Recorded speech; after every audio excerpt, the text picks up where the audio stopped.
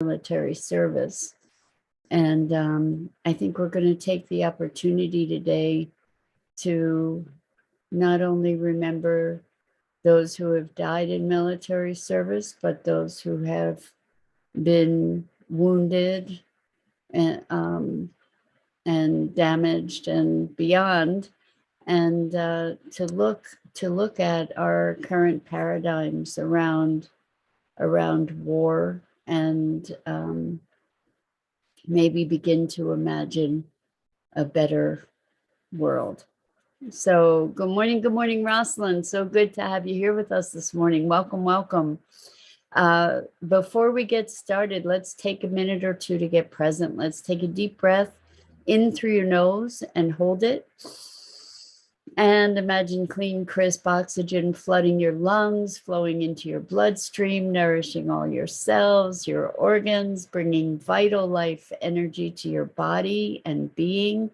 And as you exhale, exhale any tension, stress, negativity, fatigue. And now let's take another deep breath in through your nose and hold it. And imagine this time brilliant, bright light lighting you up from the inside out, illuminating, electrifying, and energizing all your cells, your molecules, your electrons, creating a brilliant beam of light from your heart out into the world. And as you exhale, exhale any remaining tension, stress, negativity, fatigue. And now let's press our palms together and rub your fingers vigorously against your palms just to feel that sensation, the temperature, the friction, the texture, and allow yourselves to become present to all of that sensation. Allow it to bring you into your body, this remarkable, remarkable physical form that enables you to experience life. Welcome, welcome, welcome. Good morning. So Memorial Day. We have a debt of gratitude to all of those who have lost their lives or given a portion of their lives to defending our rights and our liberties, and that model is the model of having to go to war, to be exposed to and to experience the horrors of war. There's no way to discuss war that is not inclusive of horror. The way that humans interact with each other in our,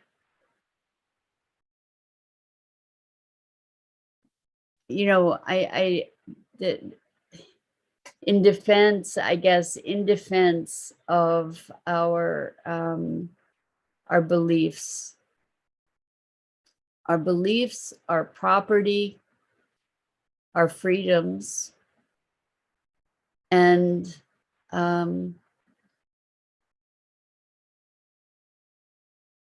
it's worth stepping back, because especially now we're in a situation where we see these kinds of confrontations on all levels, internationally, and even within communities where there are all kinds of factions and hostilities, and this whole notion of war and what we accept as a given. I'm wondering what kind of world we could imagine where war wouldn't be a concept. And the devastation that war reaps on the people, not only the people in battle, but the cultures where those battles are taken place, the the earth on which those battles are fought, the families that are impacted on all sides of such conflict,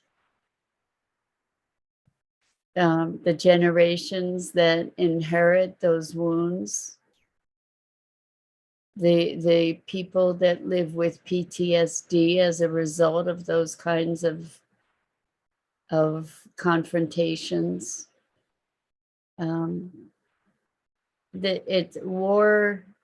War is a no-win situation for everyone, and yet we have not come to a place where we have conceptualized a possibility beyond war. And it's a very interesting thing to be discussing as we really truly remember not only those who have died, but those who have remained and have been wounded on all levels, physically, mentally, spiritually, emotionally, psychologically, all levels. And the cost of war. You know, interestingly, economically, war is often something that spurs an economy. It's kind of an irony, but at the same time, the impact of it is devastating. People who survive war living their lives from the trauma of that experience, having it shape their lives and the lives of their families for generations. And so looking at the bigger picture, which is something we keep trying to do here, and keep trying to imagine the possibility. And by the way, Rosalind, thank you for being here on what is a holiday. So much appreciation to you. And to everyone who's listening, I think we get to be looking at the things we take for granted as human beings. And we're supposed to, we believe ourselves to be the most intelligent species on the planet. And one would think that with all our intelligence, we might find a way to coexist on this very small living rock in the universe, you know.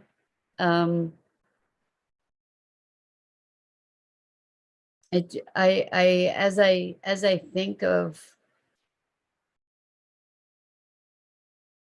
the state of humanity, with talk now of a potential third world war, which is nothing short of insanity, and with the war in Ukraine raging and wars around the world, you know, where there's fighting that the US is engaged with all over the world, and fighting in all kinds of other countries.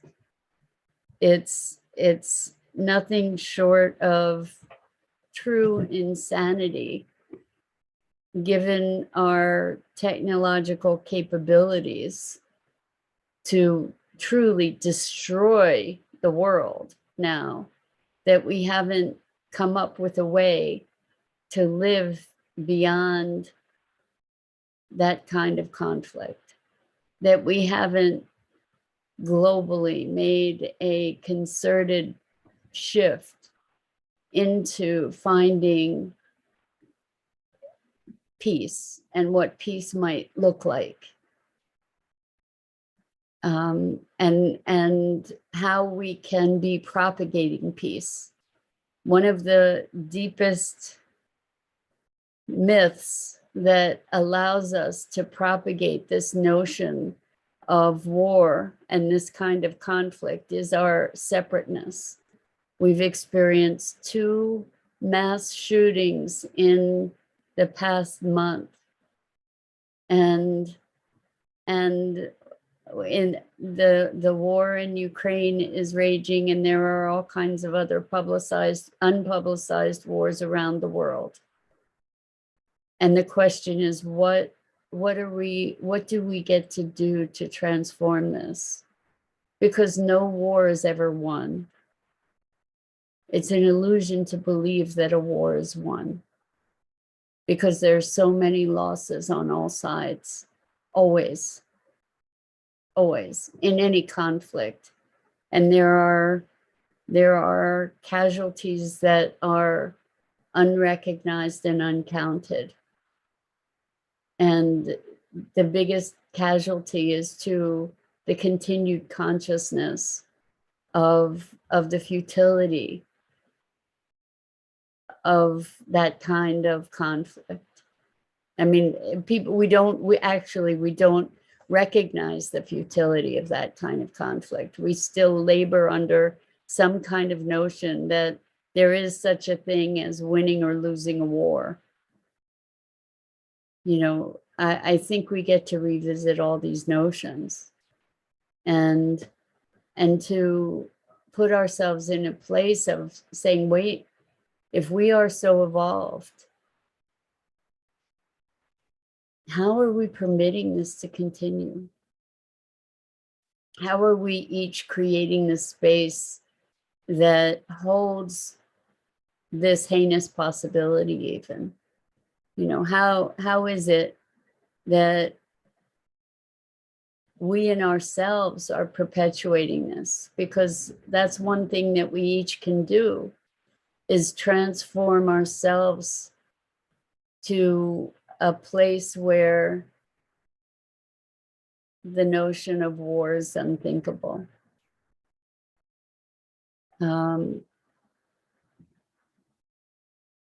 I realize that this is talking about a quantum leap for humanity to imagine a world without conflict, to imagine a world where we were able to resolve conflict in a peaceable way, where people were not so separate and isolated and filled with hatred for self and others, that it would be justified to go and kill others, whether it be in war or in mass shootings. That what would it take for our evolution to make that unthinkable? That to make it beyond our comprehension. It is currently beyond my comprehension that we do these things. So Sue, welcome. So good to have you here this morning on a holiday yet. And Sue says, imagine a world of peace. This is a leap we would like to take. I agree. And I don't think we even have the smallest inkling of how to do that. And I am here to say that I think it starts with each of us individually. I think it starts with each of us presencing a place of peace and connection.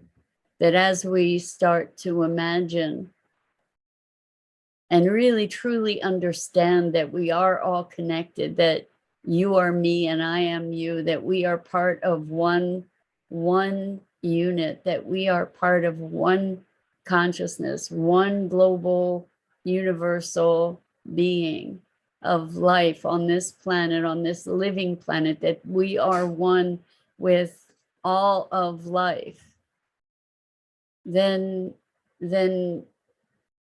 maybe we can start to imagine a world where where resolution, where alignment, where compassion and connection rule, rather than conflict.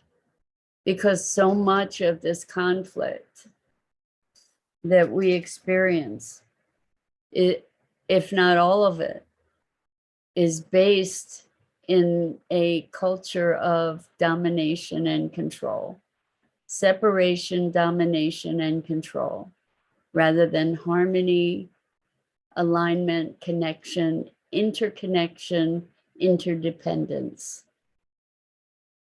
Rosalind says taking by force versus transforming by itself. Well, this whole notion of taking by force, any spoils taken by force bring with them the taint of that taking. And some people revel in that. You know, it just came a vision of all these trophies on a wall of murderous rampages against nature, where people are trophy hunting animals just to be able to hang them on a wall, which is, I mean, if you think about it, it's crazy, you know, that I show my prowess. I demonstrate my prowess, my strength, my power by killing an animal like a lion or an elephant or a rhinoceros. And thereby I exercise my dominion. It's crazy, right? I mean, these things that we are indoctrinated to accept as the way that things are. The world is, there's so much that we have accepted and established as norms that is nothing short of insanity, truly. And war is one of those things. You know, what are we fighting over? Fighting over resources, fighting over rights, fighting over race. I mean, it's crazy, right? Fighting over trying to dominate and control.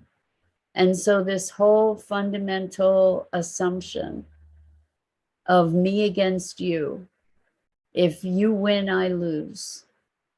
If you have some, that means less for me. More for you means less for me. No, this isn't the case. There is a way to go forward together with each other and in alignment with the planet, in alignment with nature as a positive partner. What does that look like? What does it look like to cultivate positive partnerships? The way that, you know, it's just so insane that in the face of like in these school shootings, what do? Because there's a problem. We're seeing the problem with guns, people coming into schools with guns, and the solution that some people are arriving to is to bring more guns into the schools, you know, bring in more guards, bring in more protections so that we can protect and defend with guns against guns. I mean, look at the paradigms that we are perpetuating, and look at the long-term consequences of this kind of thinking. It's death. It's death, because as long as we think this way, truly a third world war is inevitable, right? We can, because it's our thinking that is bringing that into being. So what is the radical transformation that we can bring about within ourselves and within our families and within our schools and within our cultures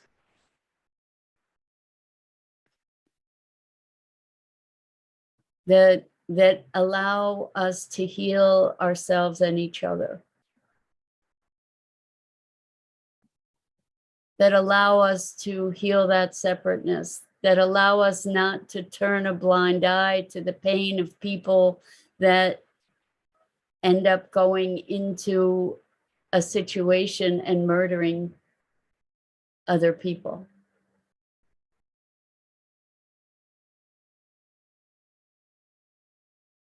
How do we heal the pain of people who feel so disconnected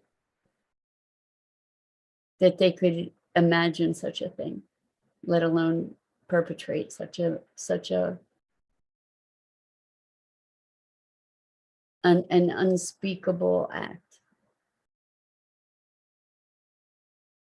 And in the context of war, not only is war itself unspeakable, that we can imagine that this is somehow a solution to issues on our planet, but within war, when you talk about the atrocities that occur inside war itself, is incomprehensible. And then within war, to be talking about atrocities that occur where the least of our humanness, the worst of our humanness, gets expressed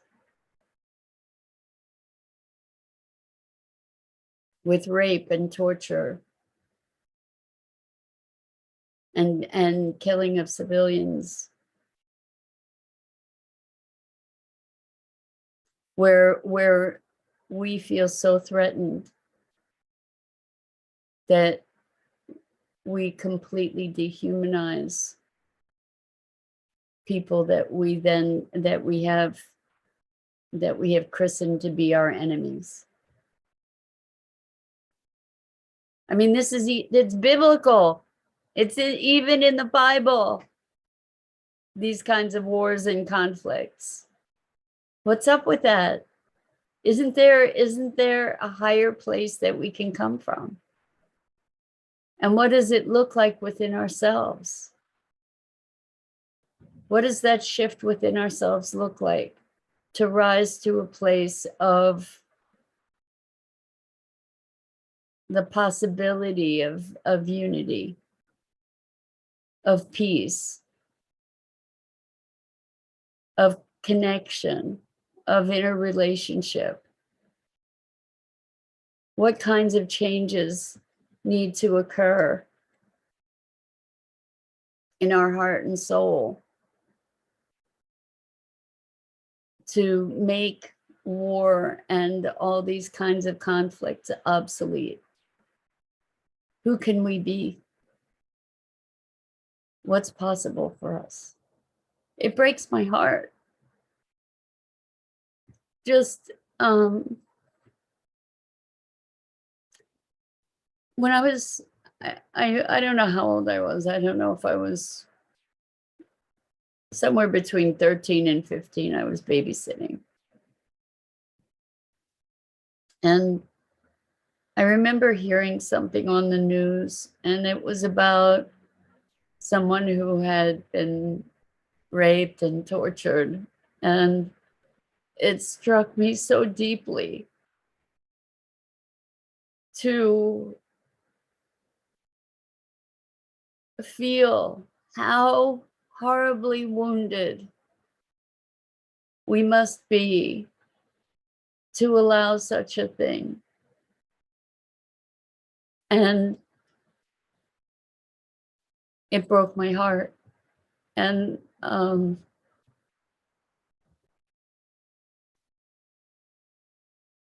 in that moment, I just felt like I don't understand what it is to be human if this is part of that experience. And I still don't. I still don't. We disconnect. We dissociate. We live outside our hearts. And perhaps that's our path forward. As devastating as it is to connect through the heart sometimes, not out of hopelessness, but to connect to those who are in such pain, starting with ourselves.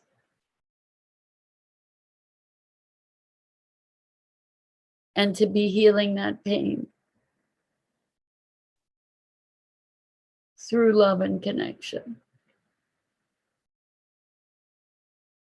through accepting those parts of ourselves that we have exiled, through finding a place of compassion, through our confusion and through our woundedness. And it starts here, right? It starts with us.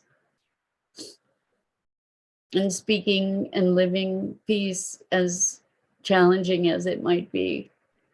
And in fact, I think that it means discovering what that might mean, because I don't even know what that new space looks like and feels like and acts like and sounds like. I do believe that light trumps dark. And as we source that light within ourselves, it spreads. Sue says, Mira, thank you for your compassion and commitment to justice. Thank you, Sue. So on this Memorial Day, let us remember, reassemble a notion of what a world can be with peace, where war is inconceivable, where it's not a thought that can be thought. Let's reimagine our possibility as a species on this planet that can be a gift to life.